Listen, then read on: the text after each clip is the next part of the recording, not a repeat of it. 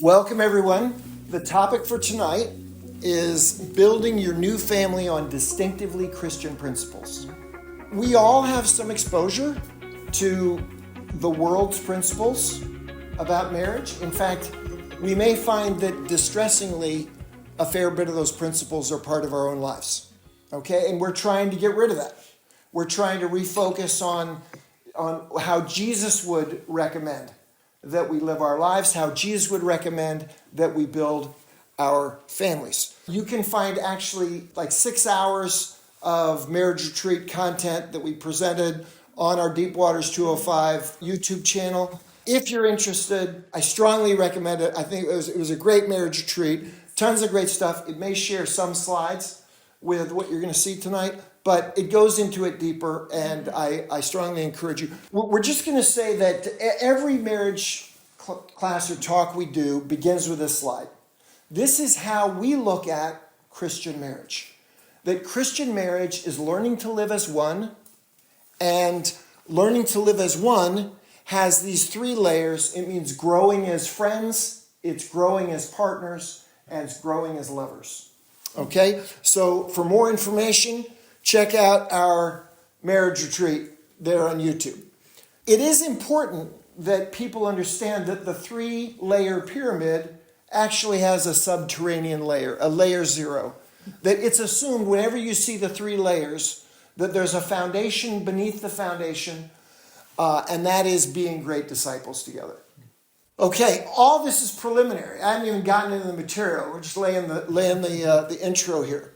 What does it mean that we're going to build our marriages on Christian principles? Well, AKA, that's the Bible. Okay? So I wanted to give you three different categories of fantastic verses to write on your heart. So there's lots of opportunity for extra credit, additional learning. By the way, you can all gain access to this presentation, but feel free to take pictures. Right, the 5 great scriptures on marriage. You never knew there were 5 great scriptures on marriage in the scriptures, did you? Well, there are, according to me and Susan. These are the 5 great ones, the ones that wrap it up most succinctly and deeply. What about the 6 great scriptures on parenting? Okay, you didn't know that there were 6 great scriptures on parenting, did you? What about the 58 one another scriptures? And depending on how you count, there could be a few more or a few less. But there are 58 one another scriptures, and those things teach us how to be good to people. And your wife or husband is one such person, and those things will apply. Right. Okay? So let's dig into Ephesians chapter 5. And we went over it on Sunday. Jordan gave a great message. I thought it was outstanding. And he talked about submission and sacrifice. Let's just read this. Submit to one another out of reverence for Christ. Wives, submit yourselves to your own husbands, as you do to the Lord. For the husband is the head of the wife, as Christ is the head of the church, his body, of which he is the Savior. Now, as the church submits to Christ, so also wives should submit to their husbands in everything. Husbands, love your wives, just as Christ loved the church and gave himself up for her, to make her holy, cleansing her by the washing with water through the word, and to present her to himself as a radiant church, without stain or wrinkle or any other blemish, but holy and blameless. Let me just say that submit seems to cause our eyes to just focus on that word. So let me ask you, which is easier? To be the church that receives untold blessings upon blessing from Jesus for simply submitting to his will? Or to be Jesus, who is nailed to a cross, tortured, and crucified for the sake of the church? So this really isn't such an imbalanced verse as some people might think. Mm-hmm. Which would you rather be? The one who lays down his life for the other, or the one who says, I love that, I'm all in? These things aren't intended, this is Susan's and my interpretation to you, these things aren't intended to bind people in dysfunctional relationships. These things are descriptions of what the ideal relationship looks like. When both sides are firing on all cylinders, right? You have a situation where it's easy to submit to someone who is truly trustworthy, who's truly sacrificial. And in fact, the leadership that is ascribed to men in this passage, to husbands, I don't think of, and we don't think of, in terms of the men are the ones who call the shots and make all the decisions. It's the men are the ones who are responsible for the spiritual success of the family. And that's what Jesus was. And he was admirable, and we love him for it. And that's what godly marriages can be. Oh, by the way, the model that's put forward here is that of a body. Okay? So the husbands and wives, they're different parts, but in some way they're like one body. So your right hand doesn't get mad at your left hand. Your eye doesn't get mad at your foot. Your knee doesn't blame your shoulder. It doesn't compete with your shoulder. No, a body works together, and there's only collective success is the only definition of success. So we introduce men and women are different. Husband and wives have the same value, but different roles. Okay? They are in a partnership that requires both. Love and sacrifice, respect and submission. We've talked about these things. This describes the ideal relationship when both are doing their part. But okay, that's the theoretical level. Who actually does what? That's another level. By the way, you see I'm keying off the topics that you identified you were interested in hearing about. Yeah. But who actually does what? Well, the way that Susan and I look at it, the husband is responsible for everything. So whatever the husband and the wife do is done by delegation and agreement. Right? So the husband's responsible for everything. And according to their gifts, these are 4 great criteria for who should do a certain task. Who's gifted for it? Who's available to do it? Who's interested in doing it? And who's opinionated about the outcome? Okay, so this is just for us. When we were newly married, I wasn't working for about 1.5 years, and so I dealt with everything. I did all the bills, I took care of the cars, I took care of the cleaning, I took care of the shopping, I took care of the taxes, I did everything. And then when children started to come, I could no longer do all that. So I started to delegate. But it definitely... You mean we rediscussed the allocation of tasks? Yes. Like, it probably happened over a tearful session with the... Oh, she's delegating back to me. Yes. So, and it's interesting, but what if you run into something that you both hate? Like you both hate cleaning, or you both hate laundry, or you both hate cooking, you both hate paying bills, whatever it is. Bills. Yeah. So just don't pay them. So, but that's a problem where you obviously those things, whatever it is, it needs to be done. So then you might figure out who hates it least, or it might be it's still this is something we're going to have to do together because we both dislike it, so let's do it together. Or it could be, Steve doesn't enjoy paying bills. And do you enjoy paying bills? No, I detest it. Okay. But I do. So I've done it ever since she got pregnant. Yeah, but I will. There are a few bills that I take care of, but sometimes he'll say, these bills are really overdue. Will you come sit with me and help me get it done? And we've all had a project that we just could never manage, and you needed just reinforcements or moral support. So there are times for that. And it's that does help you to get through it. And the part where it says their opinions over the outcome. It's a running joke in my family. No matter who cleans up the kitchen, I'm going to go behind you and I'm going to rearrange the dishwasher. I'm going to get everything in it that didn't fit. But so and it's nobody's offended by that. I care more about it than someone, so it's okay if you do stuff like that. I mean, you've got to talk about it, but if you are offended, then that's something else to work out. And let me add, we also have a rule that the person who's on the hook to do a task gets the more say about how it's done. Right. So hence... Yeah, we worked that out when I was micromanaging his dishwashing, and he said, would you like to do it and take over? And, sometimes it might be yes, and sometimes it's like, okay, that's my signal that I need to let it go. And no, you're fine to take care of it, and I walk away. If I'm micromanaging too much, I need to walk away. But let me think. And I really appreciate the husband being responsible for everything. That's a lot of responsibility. A lot is delegated, but as a leader of the house, just like an organization, the CEO is responsible for everything. Now, he delegates to the people he's hired to work under him, but it's ultimately his responsibility.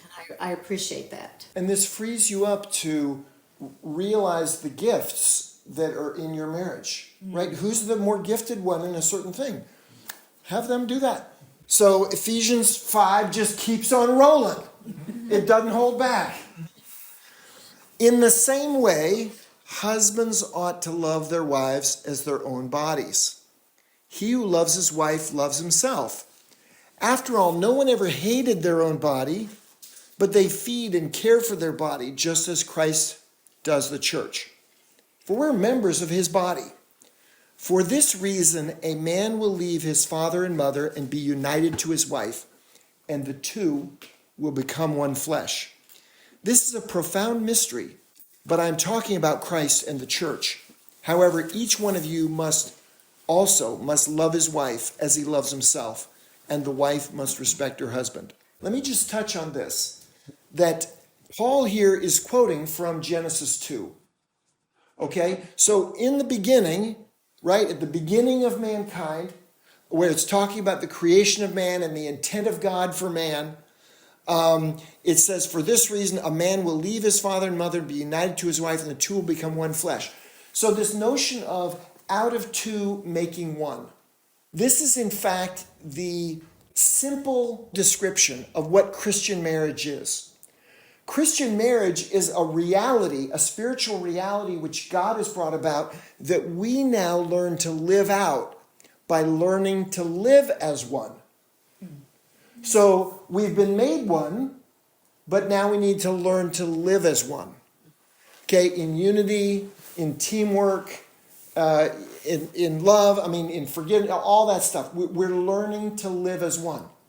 And furthermore, it brings out right here from Genesis 2 this principle that husband and wife leave their families and become a new family. Leave their father and mother, and they're united to their wife, and the two will become one flesh.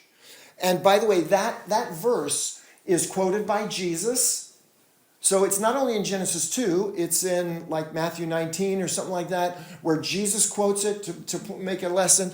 And then Paul used it there in Ephesians 5. He uses it another place, I think in 1 Corinthians 6, where he's using it for another point. So that's a really important hinge passage, very important passage. So let's talk about two themes that you had identified, okay? Growing together and relationships with in-laws that pop out from this verse. Growing together. Growing in married life is learning to live as one. We mentioned that. You act as one body, though you are multiple parts. You're partners. You're a team. No blaming, no competing. The strengths of one are the strengths of the whole. Same for weaknesses. The only measure of success is collective success. In marriage, there are many opportunities to grow spiritually as we grow closer to each other as friends, as partners, and as lovers, and thereby closer to God. Now let's talk about relationships with in-laws. Just a few things. It's really important that you protect the independence of your new nuclear family. When one partner or the other gives too much control away from the new family back to their family of their youth and birth, then that complicates things. That tears things apart. It tears things down. So protect the independence of your new nuclear family. And you understand what I mean by nuclear family, okay? It's not like you're a nuclear bomb. Some people need to be protected from the family of their youth. So this is one thing in terms of relationships with in-laws. Some people come from very dysfunctional households, and there might have been abuse, there might have been dysfunction of any, and they need to be protected, okay? But everyone feels loved when their spouse loves their family. Whether you need to protect them from them a little bit, or whether you need to fully embrace them in terms of activities and so forth. Susan. Okay, so this is a big, this can be a big source of tension or a lot to figure out, because you're separating from your parents who have always influenced you. You're separating from your siblings in many ways, and you're now making this person, your spouse, your greatest priority. And it can just be challenging. And the ways that you protect your spouse, sometimes they can be very subtle. And I can remember when, like the first Christmas with Steve's family, most visits, as much as I love my in-laws, most visits to his family, they were in California. When we went, they were in California. And most of the times when we went, we'd go for at least a week. And there'd be one or two times where I'm crying in the bedroom. Mm-hmm. And they were lovely people. Mm-hmm. And we were lovely people, but it was still just hard. And just even, I can remember one time, like Steve's parents were 10 years older than my parents, and we were in our guest room, and it just wasn't that clean. And so we were struck, I was like, I can't take it anymore, we've got to clean this room. And we... Wait, that was you, right? That was me. Yeah. I couldn't take it. Steve didn't notice, I don't think. But, I just learned, his parents are a lot older. When my parents got about that age, I started realizing, they just don't see as well. They don't have the energy. And so, it's just okay. And so we learned the ways to discreetly clean, or I'd take over or something when we got there in a good way. And his mom, I wasn't taking power away from her. She was happy to do whatever. So she would pack cleaning supplies. Yeah. And when she landed, she'd break them out and clean the room as job number one. And I tried to I was not in there muttering, like, this is disgusting, how do you live there? Never, a million years would say anything like that. But, there were just some things that would make the visit easier.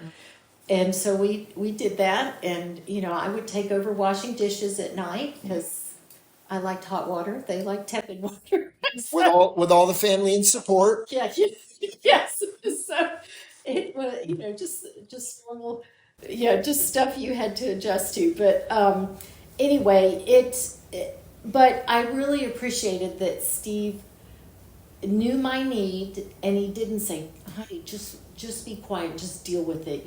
We can't make waves. It was never that. He knew what I needed, and we figure out a way to meet that need without making, big waves or something. And just, over time, as you get to know your families, you adjust. And I remember, like, the first Christmas, I cried Christmas Eve because we ate rice and beans on faded plastic plates on a plastic tablecloth, and there was no china, there was no linens, there was no Christmas dishes, you know, it was just, and, you know, as his mom got, you know, as I got to know him, I found like, oh, there are Christmas plates, and I would get them out, but she was so tired and older, one year she said, oh, I have some Christmas plates somewhere, and we dug them out, and we used them every year. And she loved that And about she you. loved that. Yes, and it made it special. We found the nice tablecloth, and we did, you know, but it was, you know,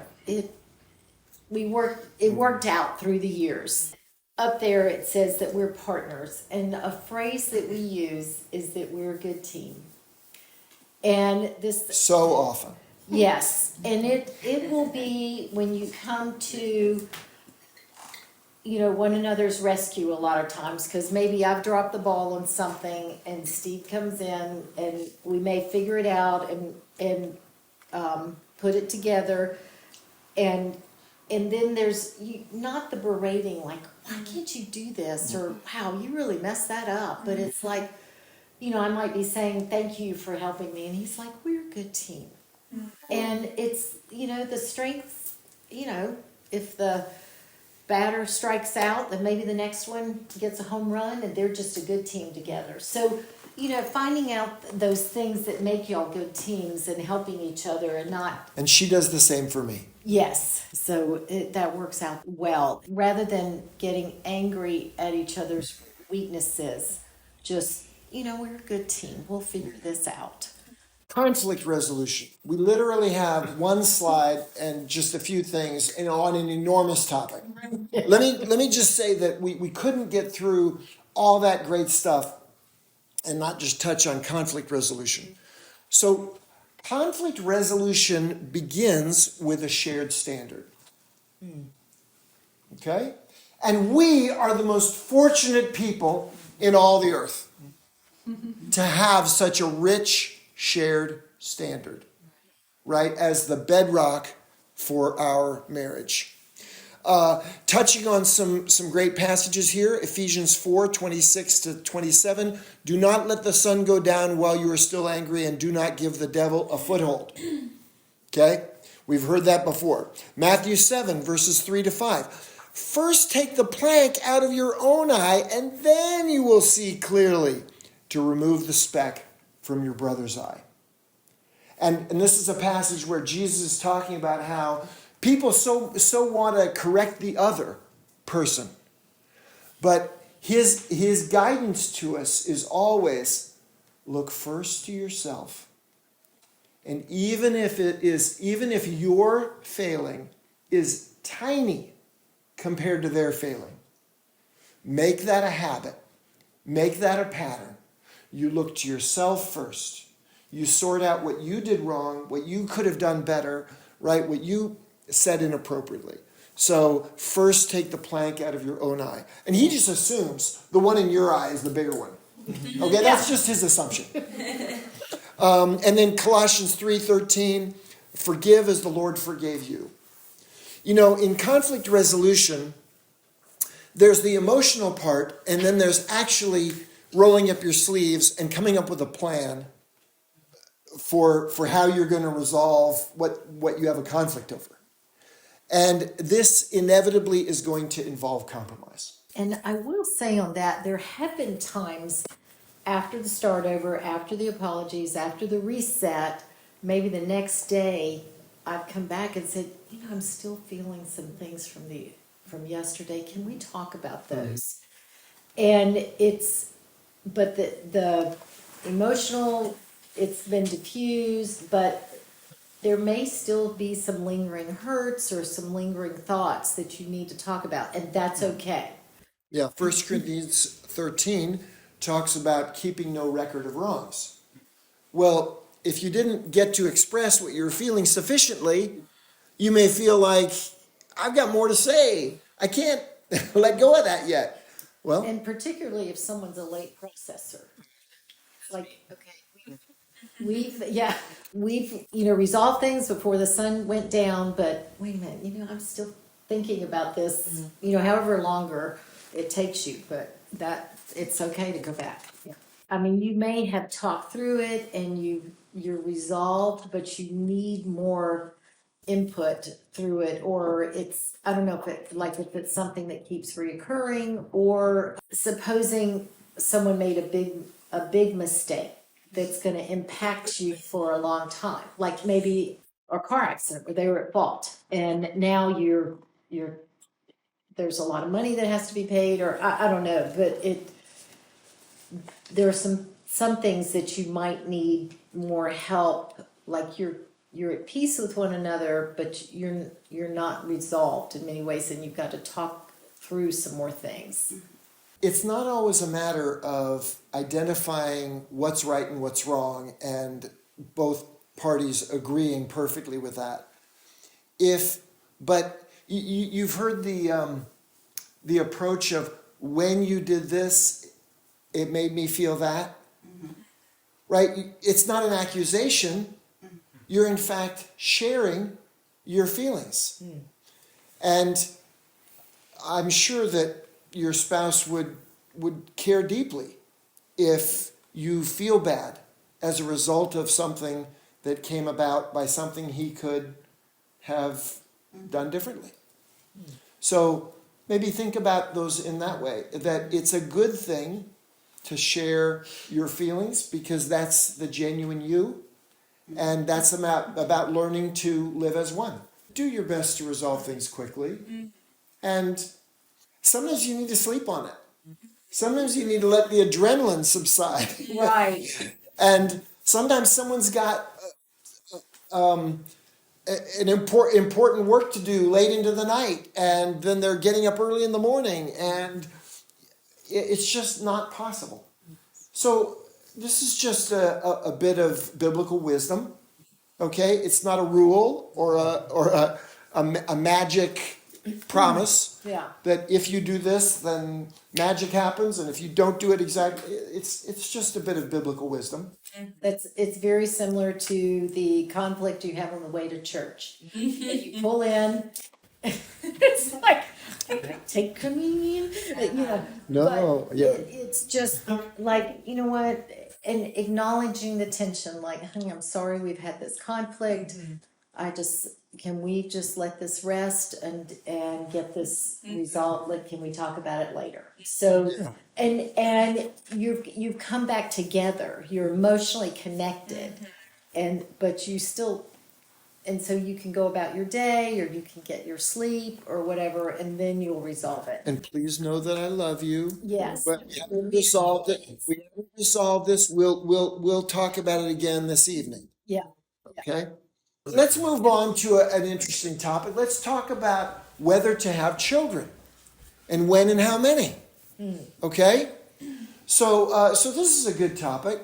We're in a group of young marrieds without children. Okay? So the first thing that's really important is not to carry around worldly perspectives on children and family. Okay? Here are some that I picked out. You may recognize them, okay, just from the culture, from what things you felt or seen or, heard on social media or whatever. I can do more good with my career than having a family. Living my best life means not being tied down by children. What's that? I said you felt them. Oh, there's so much evil in the world. I can't bring a child into it. You know how Jesus feels about that? We'll see in a moment. Yeah. Because you are the light of the world. We, all of God's children, are the light of the world. And I'm not there yet. Yeah. Children and people in general are bad for the planet. We need fewer of them. That's out there. Raising a family is too hard, and I might fail. So if you feel attached to any of these, Maybe you didn't even know that you felt attached to any of these. If you feel attached to them, just pray about it, talk about it, meditate on it. But I think all these things are things that would probably be released for growing children of God. Okay? Here's some spiritual perspectives on children and family. In Genesis 1, where God where Genesis lays out God's intentions for the world, right? His hopes and dreams for the world, right? God blessed them and said to them, be fruitful, increase in number, fill the earth and subdue it. Okay? Here in Psalm 127, children are a heritage from the Lord. And some translations say children are a blessing from the Lord. Offspring, a reward from him. Like arrows in the hands of a warrior are children born in one's youth. Blessed is the man whose quiver is full of them. And then two thoughts just to meditate on. God is a father. Mm-hmm. Is his role as a parent something that's worth imitating? Something that's worth embracing? Christian families are a light to the world. Okay?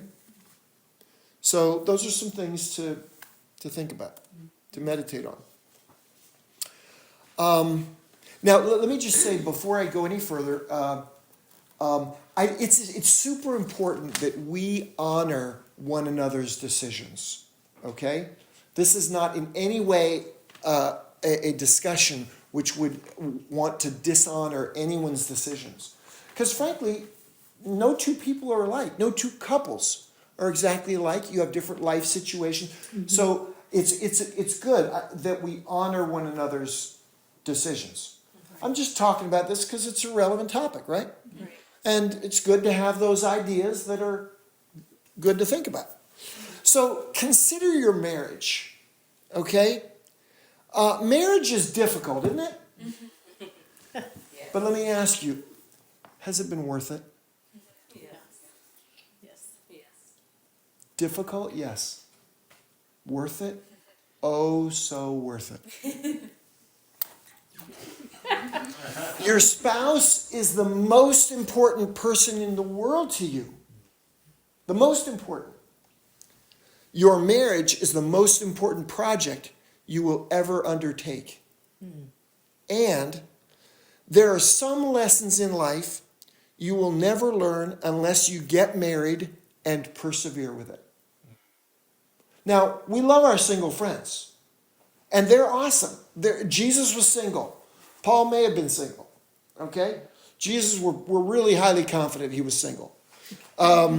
So there's nothing unspiritual about being single. But to my single friends who are interested in my thoughts and my advice, you know what? There are so many spiritual lessons and so much spiritual maturity that you just will not have the opportunities for growth that your married brothers and sisters do. Mm-hmm. I mean, our marriage is chock full of opportunities to grow. Yes. Okay, well, given that I think we're probably pretty uniform on this in this room. Yeah, we totally relate to this. Similarly, parenting is difficult, but so worth it. Those little munchkins, they're so adorable. Your children are the second most important people in the world to you. Okay? Who's the first? Your spouse. Okay, so this is saying nothing bad about children. Those children are way up there.